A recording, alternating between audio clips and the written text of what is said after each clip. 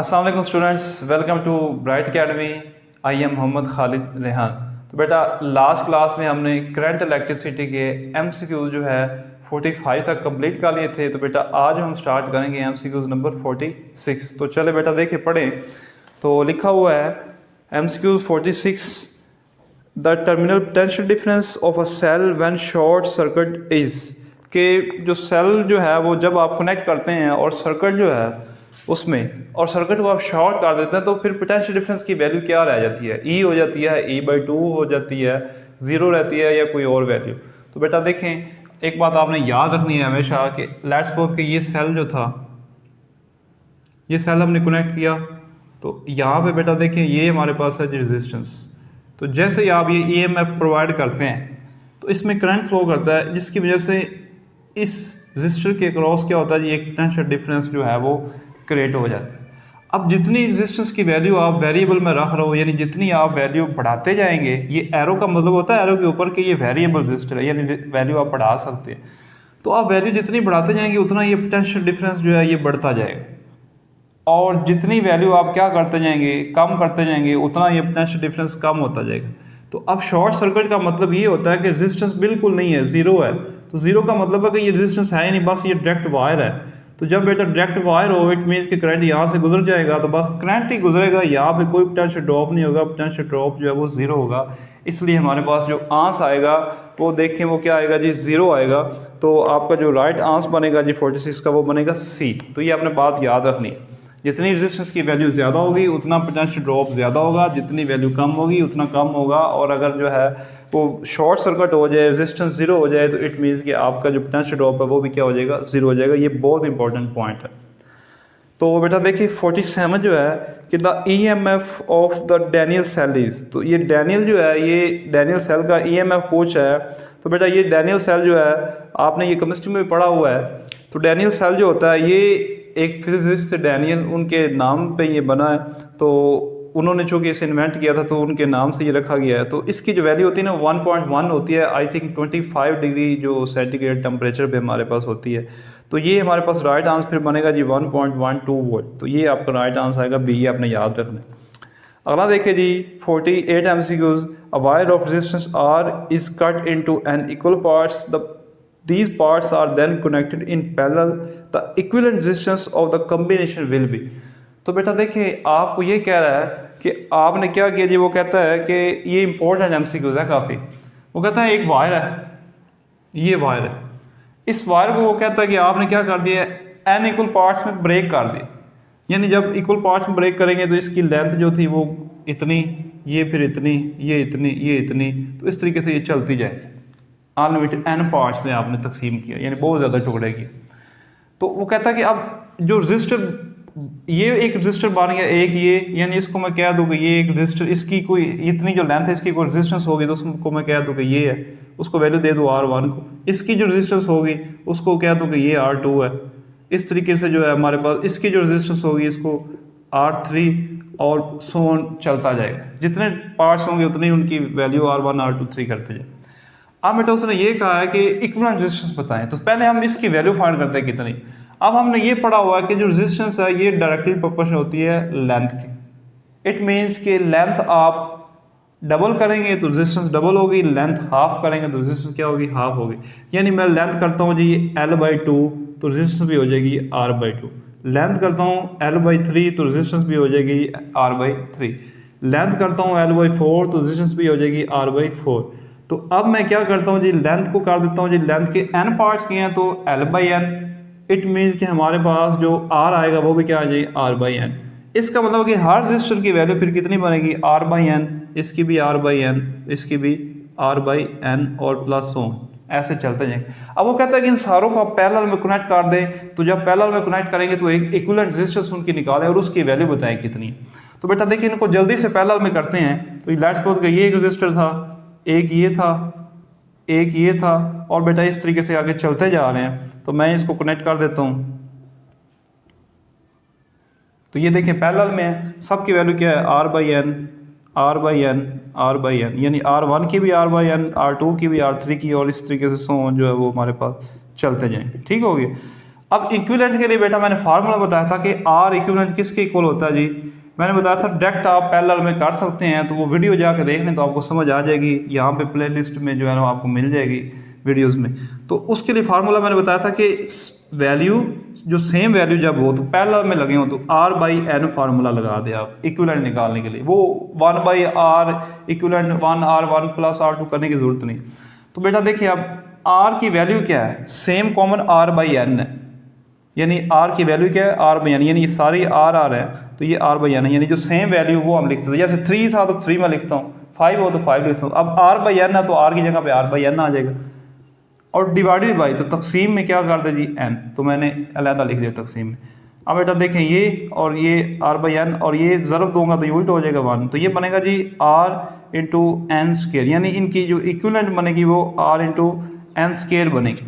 तो ये इसका आंसर आएगा। अब देखें क्या आपके ऑप्शन में ये दिया गया, तो बेटा आपके ऑप्शन में देखिए तो दिया गया है जी आपके पास N R by N over R none of these. तो बेटा देखिए आर बाई एन स्केयर नहीं दिया गया, अगर ये दिया होता तो ये ठीक था ऑप्शन, अब नहीं दिया गया इट मीन्स कि आपका राइट आंसर आएगा डी नन ऑफ दीज।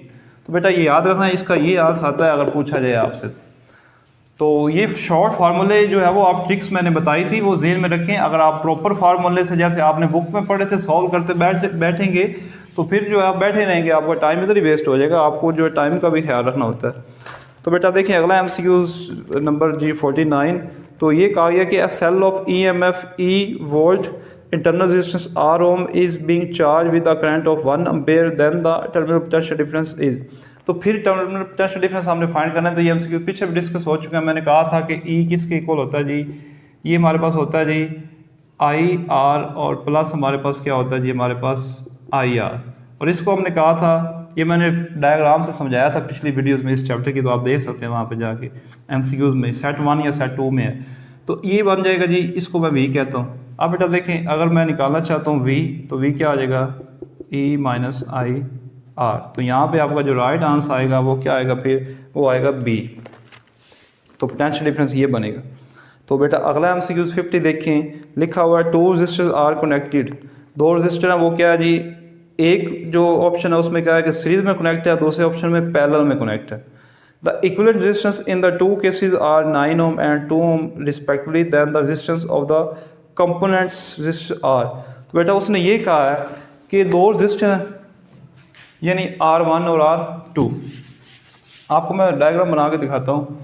एक रेजिस्टर है जी R1 और एक है जी R2। अब इनकी वैल्यू का हमें नहीं पता, वो कहता है कि जब आप इनको क्या करते हैं जी सीरीज में कनेक्ट करते हैं तो फिर वो कहता है इनकी वैल्यू आती है जी 9, और जब आप पैरेलल में कनेक्ट करते हैं तो तब जो है वो वैल्यू कितनी आती है जी, वो आती है 2, आई थिंक 2 ही है। तो जी बेटा वो कहता है 2 ही है, 2 ओम आती है, तो 9 ओम आती है और क्या आती है 2 ओम आती है। तो कहता है बताएं कि ये तो जब हमने कनेक्ट किया तो वैल्यू आई, अब वो कहता है कि इनकी इंडिविजुअल वैल्यू R1 की वैल्यू क्या होगी R2 की, ये बताएं। यानी सीरीज में कनेक्ट किए तो दोनों का आंसर 9 आया, पैरेलल में किए तो दोनों का आंसर 2 बना, यानी ये वो फाइनल आंसर है इक्विवेलेंट के, जब सीरीज में हो या पैरेलल में हो। हमने बताना है कि उनकी रेजिस्टेंस फिर कितनी है।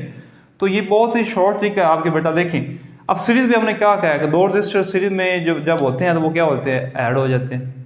तो ऐड हो के क्या बनाएंगे जी, वो हमने देखना है। अब बेटा देखें यहाँ पे कॉम्बिनेशन देखें, चेक करें आपके आंसर में क्या क्या दिए हुए हैं। आपको दिया गया जी 2 ओम 9 ओम 3 ओम 6 ओम 2 ओम 6 ओम 3 ओम 9 ओम। तो बेटा आप जल्दी से दोनों को जमा कर दे, अगर जमा करने से 9 आ रहा है इट मीन्स कि वही दोनों होंगे। तो जमा करने से 9 किस में आ रहा है, पहले ऑप्शन में तो 11 मान रहा है, दूसरे में 9 मान रहा है, इसका मतलब बी ऑप्शन होगा। तो क्या आएगा 6 और 3। देखें 6 और 3 जो है इसको मैं 6 मानूं और इसको 3 ओम मानूं, तो देखिए सीरीज में कनेक्ट होंगे तो 9 नहीं बनेगा। अब इनको पैरेलल में करके देखें 2 ही बनेगा, ठीक हो गया। तो इस तरीके से आप जो है वो इसको कर सकते हैं। तो लेट्स सपोज कि अगर आपको ये ऐसे करता कि आपको ये 9 और 2 जो है वो कॉम्बिनेशन दिया गया जी 6 और 3 का, अगर कोई और एक ऑप्शन ऐसा होता 7 और 2 होता तो वो भी तो 9 ही मान रहा था, अब हम क्या वो सिलेक्ट करते फिर। तो उस वक्त फिर आपको क्या करना था, 7 9 को पैरेलल में करके देखना था कि 2 आता या नहीं, और इनको भी करके देखना था क्योंकि 9 तो दोनों में मान रहा है। तो फिर आपको अगला प्रोसेस भी करना पड़ना था, लेकिन चूंकि टाइम शॉर्ट होता है इसलिए वो ऐसा ही देता है एमसीक्यूज के पास, एक करने से आपको पता चल जाता है कि यही ऑप्शन होगा, दूसरे की आपको सॉल्व करने की जरूरत नहीं पड़े। तो इसलिए बेटा इसका राइट आंसर जो होगा हमारे पास बी होगा। तो अगला देखिए जी 51, a primary cell has EMF 2 volt, यानी एक प्राइमरी सेल है हमारे पास और उसका EMF है 2 वोल्ट है। When short circuit it gives a current of 4 ampere, the internal resistance in ohm is. तो आपने इंटरनल रेजिस्टेंस फाइंड करनी है, V और करंट की वैल्यू आपको दी गई है। तो बेटा देखें V की वैल्यू आपको कितनी दी गई है, V की वैल्यू आपको दी गई है जी 2 वोल्ट और करंट की वैल्यू कितनी दी गई है 4 और R आपसे पूछ रहा है। तो देखिए R जो है वो क्या होगी, V is equal to IR और R क्योंकि इंटरनल रेजिस्टेंस के लिए स्मॉल r से शो करना, तो आपने R की वैल्यू निकालनी है जो मर्जी शो कर। R इक्वल टू क्या हो जाएगा V ओवर I। तो V की वैल्यू बेटा 2 है और I की वैल्यू कितनी है 4 है। तो इसको कैंसिल करें तो 2 1 2 1/2, तो ये कितना बनता है जी 0.5। इट मीन्स कि 0.5 हम आपके पास राइट आंसर आए। ठीक हो गया बेटा। तो देखिए जी अगला MCQ पढ़ें। अगले में क्या कह रहा है 52 कि a steady current flows in a conductor of variable cross sectional area, out of the following physical quantities the one which remains constant along the length of the conductor is. Very very important MCQ है, ध्यान से समझना है आपने। वो कहता है कि आपने एक कंडक्टर लिया है जिसका जो है ना वो आपके पास जो एरिया है ना वो वेरिएबल है, क्रॉस सेक्शनल एरिया वेरिएबल है। अब वेरिएबल कैसे क्रॉस सेक्शनल एरिया होगा कि बेटा ये एक है, इसमें देखिए ये यूनिफॉर्म है, इसका क्रॉस सेक्शनल एरिया सेम है तकरीबन। लेकिन अगर मैं ऐसा कंडक्टर बना दूं, आप देखिए इसका क्रॉस सेक्शनल एरिया क्या है, वेरी कर रहा है, तो ये है वेरिएबल क्रॉस सेक्शनल एरिया। तो इसमें वो क्या कह रहा है, इसमें कह रहा है कि जब आप क्या करें कि करंट फ्लो करवाएं तो वो कहता है कौन सी चीज़ इसमें जो है वो चेंज नहीं होगी, किस पे इफेक्ट नहीं पड़ेगा, वो इसमें सेम रहेगी, बाकी चीज़ें चेंज होती हैं। ड्रिफ्ट स्पीड कह रहा है कि क्या ये कांस्टेंट रहेगी या चेंज होगी, करंट डेंसिटी कांस्टेंट रहेगी या चेंज होगी, करंट जो है वो रहेगा सेम या इलेक्ट्रिक फील्ड रहेगी, कौन सी इनमें जो है वो कहता है कि सेम रहेगी पूरी लेंथ के अक्रॉस, यानी ये लेंथ हमारे पास L चल रही है। तो बेटा देखें अब गौर करें, ड्रिफ्ट स्पीड की बात करें तो ये डिफरेंट हमारे पास, लेट्स सपोज कि ये इलेक्ट्रॉन्स थे, इधर ये करंट जा रहा था। अब ड्रिफ्ट स्पीड क्या करेगी, अब जहाँ पे एरिया थोड़ा ऐसे आ रहा है तो यहाँ पे जो है वो स्पीड क्या होगी, वेरी करेगी। क्यों? क्योंकि एरिया जो है वो चेंज हो रहा है, जिस वजह से जो है वो इलेक्ट्रॉन्स की कोलिजन में जो है वो फ़र्क पड़ेगा, तो इस वजह से उनकी स्पीड पे भी फ़र्क पड़ेगा, तो इसलिए ये ऑप्शन नहीं हो सकता। अगला है जी करंट डेंसिटी। तो बेटा करंट डेंसिटी को हम J से शो करते हैं और ये होती है करंट पर यूनिट एरिया, ये याद रखना है, करंट पर यूनिट एरिया, यानी एक एरिया के लिहाज से जो करंट है की वैल्यू होती है उसको हम कहते हैं करंट पर यूनिट एरिया, और वो कहलाती है करंट डेंसिटी। ये बड़ा इंपॉर्टेंट है। अब देखें चूंकि यहाँ पे एरिया और है, यहाँ पे एरिया और है, इस वजह से यहाँ पे कुछ करंट ज़्यादा होगा, यहाँ पे कम होगा, यहाँ पे फिर ज़्यादा हो जाए, टोटल करंट सेम ही रहेगा, ये बात याद रखनी है अकॉर्डिंग टू KCL हमारे पास।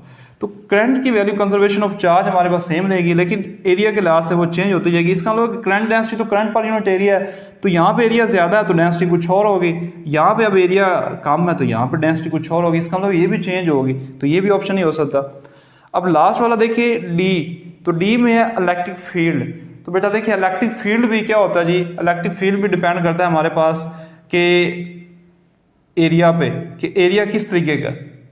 अब कैसे, क्योंकि जैसे चार्ज की फ्लो जिस जहाँ पे ज़्यादा होगी वहाँ पे इलेक्ट्रिक फील्ड ज़्यादा होगा, जहाँ पे कम होगी वहाँ पे इलेक्ट्रिक फील्ड क्या होगा, कम होगा। इट मीन्स कि ये भी चेंज होता रहता है, करंट सेम रहता है। अब करंट सेम कैसे रहता है, अगर यहाँ पे करंट ज़्यादा भी है, यहाँ पे कम भी है, लेकिन ओवरऑल जो रहेगा वो सेम ही रहेगा। इस कंडक्टर में जितना करंट 5 एम्पीयर करंट फ्लो कर रहा है तो उतना ही रहेगा, 5 एम्पीयर ही फ्लो करता रहेगा। ठीक हो गया। डिफरेंट एरिया भी उसकी वैल्यू डिफरेंट हो सकती है, लेकिन यहाँ से जब इंटर होगा और जहाँ पे लीव करेगा तो वो वैल्यू 5 ही रहेगी। इट मीन्स कि आपके पास करंट जो है वो चेंज नहीं होता, बाकी सारी ये चीज़ें जो है वो चेंज हो जाती हैं। तो इसलिए राइट आंसर आपका आएगा जी C। तो ये काफ़ी इंपॉर्टेंट है। शर्त क्या है कि आपके पास क्रॉस सेक्शन एरिया का वो नॉन यूनिफॉर्म है। तो बेटा अगला MCQ हमारे पास 53, when the length of the potentiometer wire is increase then the accuracy in the determination of the null point is increased, decreased, remains unchanged, sometimes increase, sometimes decrease। तो बेटा आपसे ये पूछा है कि जब आपके पास पोटेंशियोमीटर है, इसकी AB की लेंथ वो कह रहा है कि आप इंक्रीज कर देंगे तो फिर नल पॉइंट पे क्या इफेक्ट होगा उसकी एक्यूरेसी पे। तो बेटा देखें नल पॉइंट क्या होता है, नल पॉइंट वो पॉइंट होता है जहाँ पे जो गैल्वानोमीटर है वो डिफ्लेक्शन जो है वो ज़ीरो शो करता है। इट मीन्स कि नो करंट पास करेगा इसमें से, उसे हम कहते हैं जी नल पॉइंट। तो अब बेटा इसकी एक्यूरेसी जैसे जैसे आप ये लेंथ बढ़ाते जाएंगे ना, इसकी जो एक्यूरेसी है वो बढ़ती जाएगी। एक्यूरेसी बढ़ने से मुराद ये है कि आप जो है वो गैल्वानोमीटर को इजीली 2 पॉइंट्स पे सेट कर सकते हैं, 2 पॉइंट्स V1 और V2 पोटेंशियल डिफरेंस के दरमियान, जहाँ पे G की वैल्यू जो है वो 0 हो जाती है। तो इस तरीके से एक्यूरेसी जो है नल पॉइंट की वो इंक्रीज हो जाती है, मोर एक्यूरेट हो जाता है जब आप इस कंडक्टर की जो है वो रेजिस्टेंस की जो लेंथ है उसको वेरी करते हैं यानी इंक्रीज करते हैं। अगला देखें कि 54 to draw maximum current from a combination of cells, how should the cells be grounded. वो कहता है कि करंट जो है आपने सेल्स को किस कम्बिनेशन में करें तो हमारे पास जो है ग्रुप में जो करंट है वो मैक्सिमम ड्रा होगा। ठीक हो गया, यानी सेल को आपने किस तरीके से कनेक्ट करना है तो वो कहता है कि उनमें से करंट जो है वो मैक्सिमम ड्रा होगा। तो बेटा देखें, सेल्स जो है उनको आप पैरेलल में करते हैं तो करंट मैक्सिमम ड्रा होता है, सीरीज में करते हैं तो वो मिनिमम होता है। कैसे? क्योंकि देखिए ये हमारे पास सेल है, लेट्स सपोज इसकी ये इंटरनल रेजिस्टेंस है, तो ये एक सेल है जिसका पॉजिटिव और नेगेटिव टर्मिनल। एक सेल और हमारे पास ये है, ये सेल, अब इसकी भी रेजिस्टेंस R है। अब बेटा देखिए अगर हम इनको 2 है या 3 है जितने भी इनको अगर हम सीरीज में करेंगे तो सीरीज में रेजिस्टेंस क्या होती है, ऐड होती हैं। इसका मतलब कि इनकी इंटरनल रेजिस्टेंस की वैल्यू क्या होती जाएगी, इंक्रीज होती जाएगी। इस वजह से करंट जो है उसकी वैल्यू क्या होती जाएगी, घटती जाएगी, क्योंकि करंट जो है रेजिस्टेंस के इन्वर्सली होता है, रेजिस्टेंस ज़्यादा होगी तो करंट कम फ्लो करेगा। अगर हम पैरेलल में लगा देंगे तो पैरेलल में चूंकि लगाने से क्या होता है कि ये चीज़ इधर नीचे आ जाएगी यहाँ पे। अब इस वजह से क्या होता है जी, ये पैरेलल में लगे हुए हैं तो पैरेलल में बेटा हमने देखा था कि जो इक्विवेलेंट रेजिस्टेंस निकलती है वो R इक्विवेलेंट जो निकलती है वो स्मॉलर वैल्यू से भी स्मॉल होती है। इसका मतलब कि टोटल इफेक्ट स्मॉल आता है। जब इक्विवेलेंट रेजिस्टेंस की वैल्यू स्मॉल आएगी तो इसमें करंट हमारा क्या होगा, ज़्यादा जो है वो ड्रा होगा। इसका मतलब है कि इनको आप पैरेलल में कनेक्ट करें। तो हमेशा जब आप सेल को पैरेलल में कनेक्ट करते हैं तो आपके पास जो करंट है उसकी वैल्यू जो है वो ज़्यादा आती है, और जब आप सीरीज में करते हैं तो कम आती है। तो बेटा अगला देखिए MCQs 55, the total number of electrons present in 4 ampere current flowing for 1 second is. इन्होंने कहता है कि 4 एम्पेयर करंट जो है 1 सेकंड के लिए फ्लो कर रहा है, तो आप बताएं कि इलेक्ट्रॉन्स की तादाद कितनी होगी। तो बेटा देखें यहाँ पे एक बड़ा इंपॉर्टेंट फार्मूला आपने पढ़ा हुआ है, Q इक्वल टू N, ये आपने पढ़ा हुआ है। और आपने ये भी पढ़ा हुआ है क्योंकि हमने तो करंट दिया गया तो I इक्वल टू Q/T। अब बेटा यहाँ पे Q की वैल्यू पुट करें तो N ई और क्या आ जाएगा जी, T। अब बेटा देखिए टाइम कितना है 1 सेकंड, इसलिए और I की वैल्यू क्या है 4, N और E की वैल्यू हमें पता कितनी होती है 1.6 10⁻⁻19 और डिवाइडेड बाई T की वैल्यू क्या है जी 1 है, तो इसलिए वो मल्टीप्लाई होगा तो वो 4 ही रहेगा। इट मीन्स कि इसको मैं ख़त्म कर दूँ। अब ये इधर आके डिवाइड होगा तो 4 डिवाइडेड बाई 1.6 मल्टीप्लाई बाई 10⁻⁻19, तो बेटा यहाँ पे आ जाएगा जी N। अब 1.6 डिवाइडेड बाई 4 आप करें तो आई थिंक 2.4 बनता है, और ये ऊपर जाएगा तो 10 कितना आ जाएगा जी, प्लस में चला जाएगा तो ये 19 आ जाएगा और N की वैल्यू आ जाएगी ये। इट मीन्स कि इतनी वैल्यू आपके पास आएगी। तो इसका जो राइट आंसर बनेगा वो कितना बनेगा जी, 2.5 10⁻19 और 2.5 20 13, तो 19 पावर आ गई। इट मीन्स कि आपका राइट आंसर होगा A। तो वो कैलकुलेशन करने में 2.4 या अप्रोक्सीमेटली 2.5 ही आता है, तो इसमें कोई तरह इशू नहीं है। तो आपका राइट आंसर क्या होगा जी A। तो पावर मैटर करती है, वो 19 ही हमारी आई है, तो ये कैलकुलेशन में थोड़ा बहुत डिफरेंस आ सकता है। तो बेटा देखें अगला MCQ देखें, विच device can convert all electrical energy into heat. वो कहता है कि कौन सी जो डिवाइस ऐसी है जो क्या करती है जी कि इलेक्ट्रिकल एनर्जी को हीट में कन्वर्ट करती है। ठीक हो गया। तो बेटा देखें यानी इलेक्ट्रिकल एनर्जी यानी हम इलेक्ट्रॉन्स यानी कि करंट दे रहे हैं और करंट देने की वजह से हीट पैदा हो रही है, तो वो डिवाइस कौन सी है, थर्मोकपल। अब थर्मोकपल क्या होता है, उसको तो हम हीट देते हैं तो वो करंट देती है हमें, इसलिए ये तो नहीं हो सकता। कन्वर्टर, कन्वर्टर का सिंपल मतलब होता है कि किसी चीज़ को कन्वर्ट कर देना, AC को DC में कर देना या DC को AC में कर देना। जनरेटर, तो जनरेटर तो पैदा करता है, वो तो जो है वो कंज्यूम नहीं करता ना हीट की फॉर्म में, तो फिर क्या आएगा हमारे पास डी रजिस्टर। तो रजिस्टर में जब भी करंट फ्लो करता है तो हमने क्या कहा कि हीट रिलीज होती है, इसमें से जब करंट फ्लो करेगा आई तो इसके क्रॉस जो है वो हीट रिलीज होगी। ठीक हो गया, जैसे कि फिलामेंट ऑफ बल्ब आपने देखा हुआ था। बेटा देखिए अगला MCQ 57 में आपके पास दिया गया है कि 2 electric lamps of 40 watt each are connected in parallel, the power consumed by the combination will be. यानी वो कहता है कि आपके पास लैंप हैं, 2 लैंप, और वो किस में कनेक्ट है जी, पैरेलल में, तो उनकी पावर कितनी है जी, वो है 40 वाट।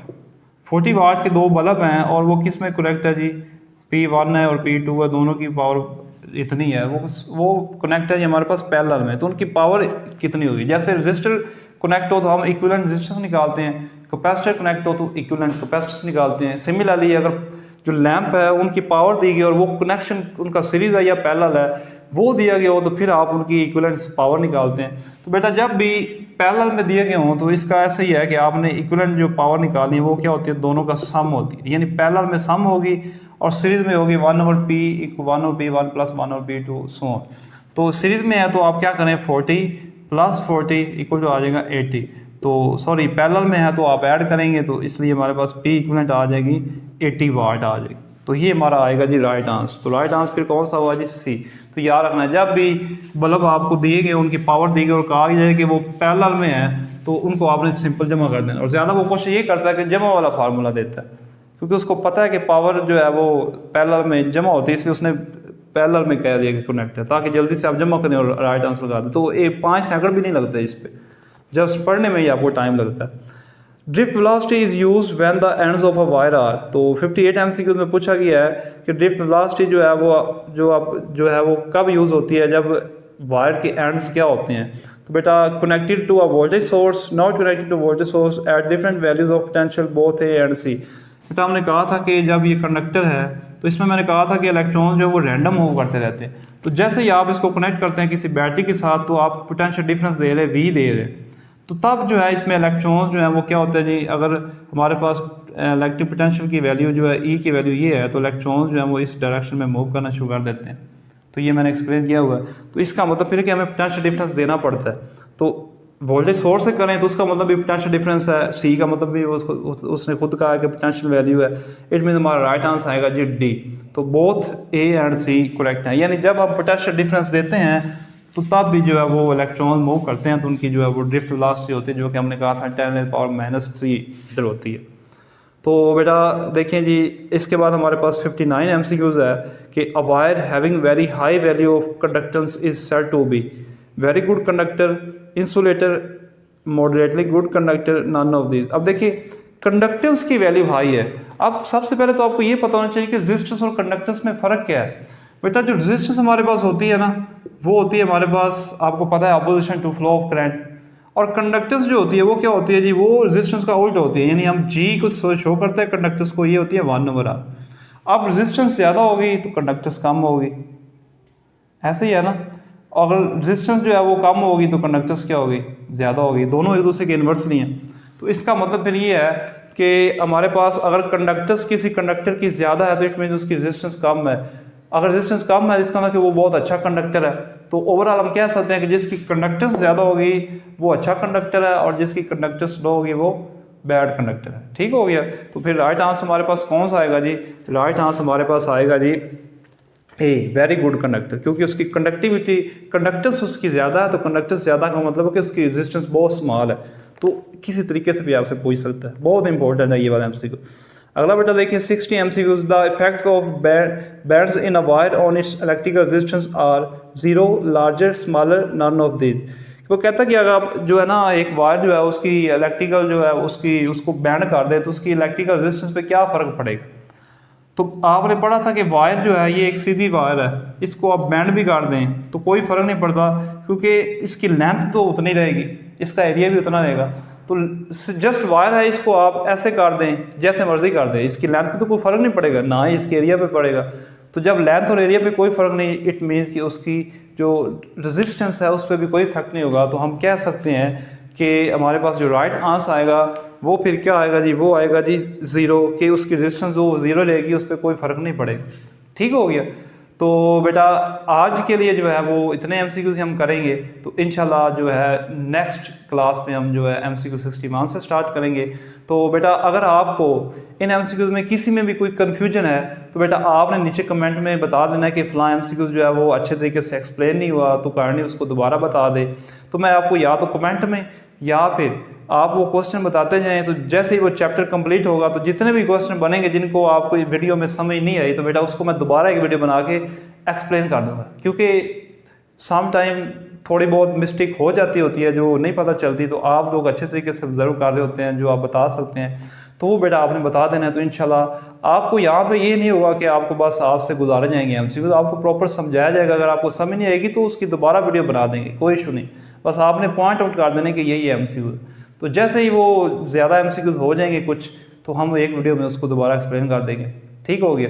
तो आपने बेटा इस वीडियो को जो है वो लाइक भी करना है और अपने दोस्तों में शेयर भी करना है, और चैनल को सब्सक्राइब भी कर लें, ताकि जो है जो वीडियोस आए तो वो डेली आपको वो मिलें। तो उसके लिए ज़रूरी है कि आप बेल आइकन को भी क्लिक करें ताकि नोटिफिकेशन आपको मिलता रहे। ठीक हो गया बेटा। तो बहुत शुक्रिया जी, थैंक यू।